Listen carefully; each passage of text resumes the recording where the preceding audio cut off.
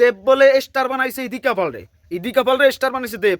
Megastar Shakib Khan প্রিয়তমা যদি না তো ওর 14 গোষ্ঠীও চেনত না ইদিকা পালরে। যাই হোক, এই বিষয়ে আজকে কথা বলবো যে দেব স্টার বানাইছে না শাকিব খান স্টার বানাইছে না কে স্টার বানাইছে, সেটা হচ্ছে মূল কথা, মূল টপিক। সত্যি আমরা এই দেবের অনেক সম্মান করতাম। দেব যে নিজে অন্যরকম একটা হনুমনি করে, ওস্তাদ শাকিব খান ওস্তাদ দেবের, সেই ওস্তাদটা নিয়ে কথা বলতে আইছে। যাই হোক, মূল ভিডিওটা দেখুন।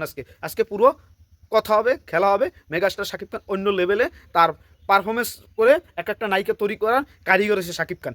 আর ওই চেষ্টা মশলা কি কইলো না করলো ওটা শাকিব খানের কিছু যায় আসে না।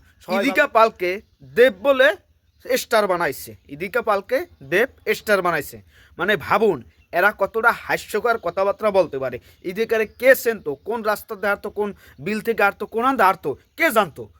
এই যে দেবের বিষয়ে যে এই কথাগুলো বলতে আছে, সাংবাদিকরা বলে বা অমুককে প্রশ্ন করতেছে, অমুক তারকারা বলতেছে, অমুককে বলতেছে যে দেব তৈরি করছে 3টা ছবিতে পরপর নিয়ে ওপার বাংলার ইদিকা পালকে।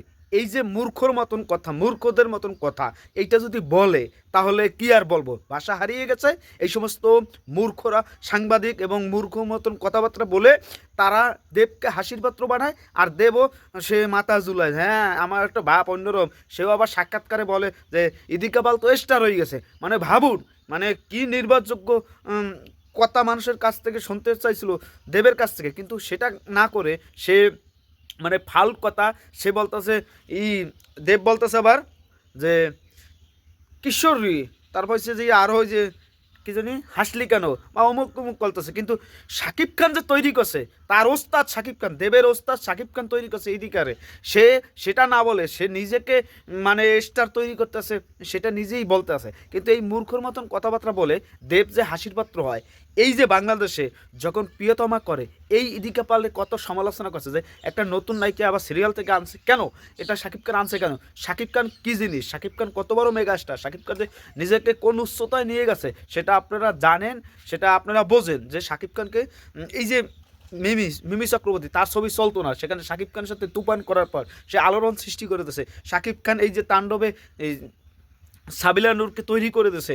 তারপর এই যে নতুন ছবি আসতে আছে সোলজার, সেখানে তানজিন তিশা ঐশী, তারপর এই যে আস্তে আস্তে প্রিন্স, সেখানে কেডারে আনতেছে তাসনিয়া ফারিন, তার একটা ছবি করছে ইনসাফ, কি অবস্থা, কি হাসি তল হয়ে গেছে এই অবস্থা। আর এই আমাদের অপু বিশ্বাস বলেন, বুবলি বলেন, আরও যারা তার এই মিম বলেন, যা বলেন, বাংলাদেশে যা নায়িকা ছিল সব শাকিব খান তৈরি করেছে 2008 সালের পর থেকে, বা 2000 সাল থেকে তো নতুন, এই যে 1999 সাল থেকে। যাই হোক, এইগুলো কথা আমরা না বলি, কিন্তু এই যে ইদিকা পাল যে তৈরি করছে মেগাস্টার শাকিব খান তার প্রিয়তমার মাধ্যমে, সে কোন লেভেলে কোন উচ্চতায় চলে গেছে, তার একটা স্পেস দিয়েছে যে অভিনয় করে। দেবের ছবিতে কি দিয়েছে, খালি 2টা নাচ ছাড়া কি করছে, কি অভিনয় করছে, কোন ছেড়ছে, এটা হচ্ছে মূল কথা।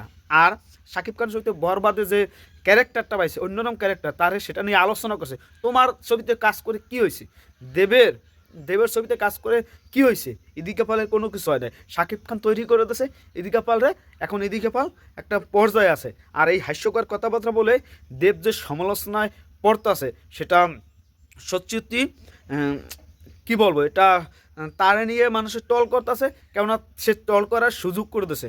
আমাদের মেগাস্টার শাকিব খান তৈরি করতে পারে, সে অত ডাক্কে বেড়ায় না যে আমি অমুককে তৈরি করছি। কি বলেন মেগাস্টার বলে দিয়েছে যে এইগুলো শাকিব খান করে না। সে জানে যে মানুষকে তৈরি করলে সেটা নিজের দল নিজে পিটাইতে না। দেব যেরকম নিজের দল নিজে পিটাইতেছে যে ইদিকা পালরে স্টার দিছি, স্টার বানাইছি, এটা সত্যি খারাপ, দুঃখজনক। এসে আর কিছু থাকে না। আপনাদের কি মনে হয় সেটা আপনাদের জানান যে কমেন্টে। আমাদের ঢালিউড বাদশা মেগাস্টার শাকিব খান সে তৈরি করতে পারে একটার পর একটা ধামাকা, অন্যরকম সেটা কি বলবো, ভাষা হারিয়ে গেছে। মেগাস্টার শাকিব খান আলোড়ন সৃষ্টি করবে, প্রিন্সে আস্তে আস্তে, সোলজার আস্তে আস্তে, আর ইদিকারে ঘাড় বাইর করে দেওয়া উচিত শাকিব খানের ছবি থেকে। যাই হোক, সবাই ভালো থাকবে, ধন্যবাদ।